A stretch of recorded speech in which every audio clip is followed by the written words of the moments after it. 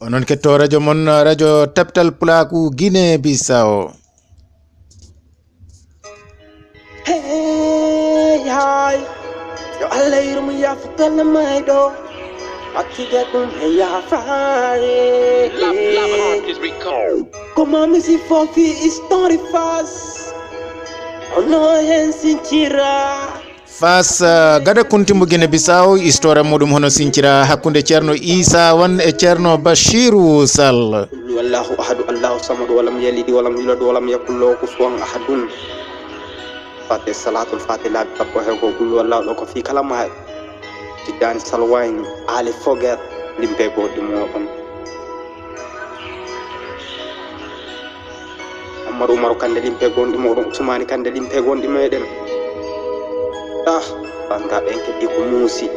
Allah yurmu ya fo mama Isa Dembu kaw Hamadu Ali Husay a jarama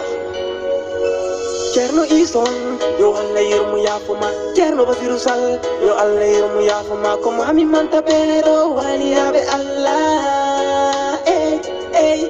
ko mami halano on fanga be di bulla on mo bere bebe he mo be or bebe sukabe sare be jugalon sare kon fonna bulla on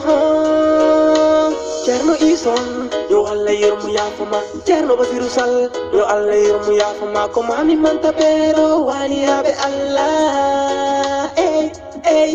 ko mami halano on fanga be di bulla on mo bere bebe he mo be or bebe sukabe sare be jugalon sare kon fonna bulla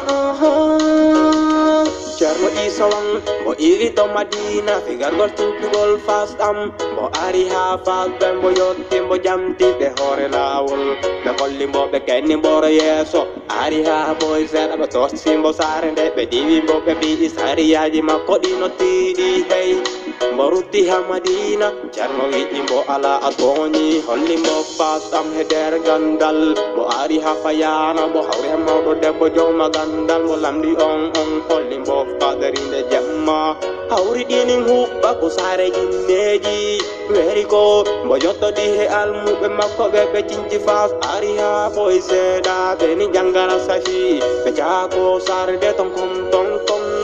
ari ha boy sera mo perdi ɓiɓɓe makko mo perdi makko on turde makko nde mo laari helis kan mo tawi ko ma sare nde kontina hamin ko mambo maya mo suuɓi mayde nde Ison yo Allah yurmu yafuma Ceerno Basiru Sall yo Allah yurmu yafuma ko mami manta ɓeɗo wani aɓe Allah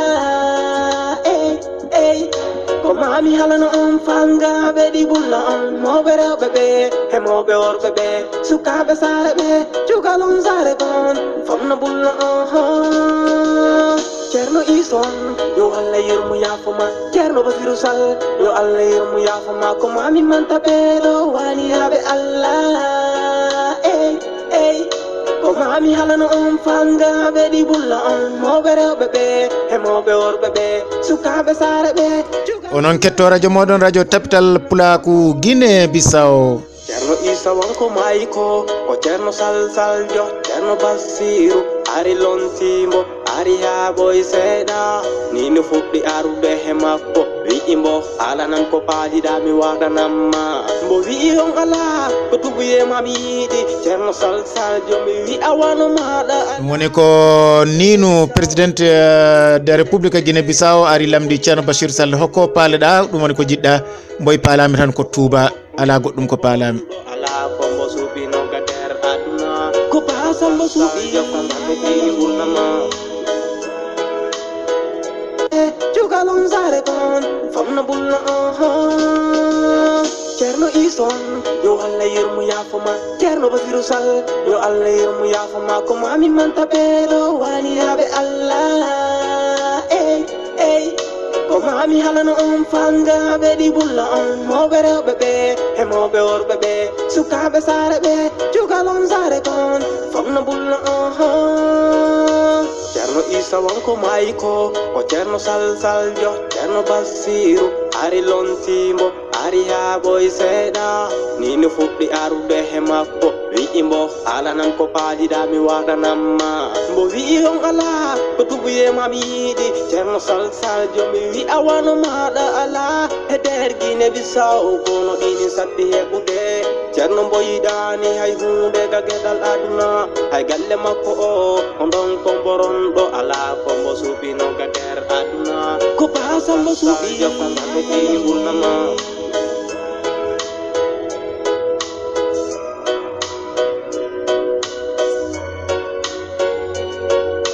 Ceerno Ison yo Allah yirmu yafuma Ceerno Basiru Sall yo Allah yirmu yafuma ko mami manta pero wali abe Allah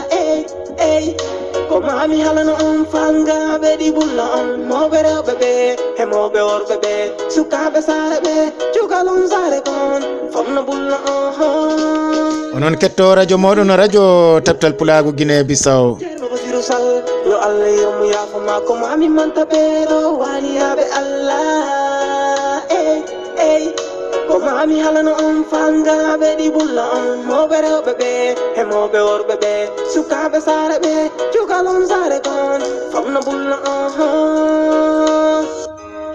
yo Allah yirmu yafo Ali Kadja ko liggani no do Ceerno Basiru Sall yo Allah yirmu yafo Umaru Kadja hawa wattide mbo he yafaare Allah yirmu yafo Alpha Hawli fas ngaɓe en keɓi ko muusi Ceerno Basiru Sall sama patron Ablasi tonton police Camara tonton Sar ñaanal lemma yan yaay sama ndu jaay police bu bees asalem